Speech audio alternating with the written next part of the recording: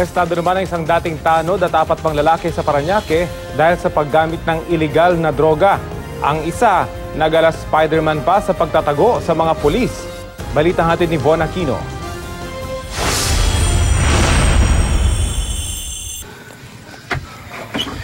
Mala Spider-Man na nagtago sa paderang may-ari ng bahay na ito sa barangay Don Bosco habang naghahalughog ang mga pulis sa kanyang bahay alas 10 kagabi.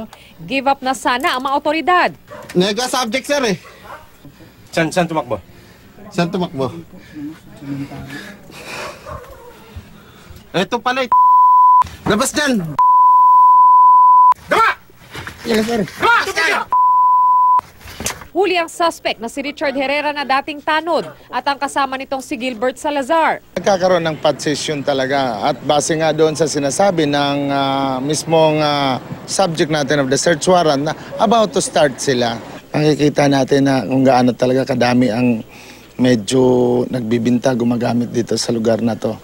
Aminado ang mga suspect na gumagamit sila ng droga pero di raw sila nahuling bumabatak. Dati ma'am, nung nagsimula ako itukakan ma'am, dito may gila po ako. Pagka meron po mga magpapa-score dyan po pwesto sa bahay, nakaka-porsyento lang po ako.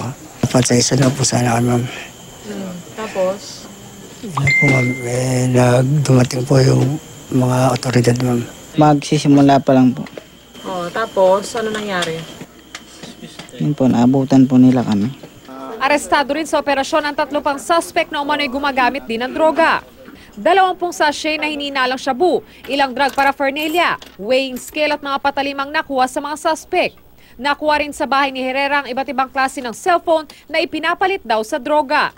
Maharap sa kasong paglabag sa Comprehensive Dangerous Drugs Act of 2002 ang mga suspect. Von Aquino, GMA News.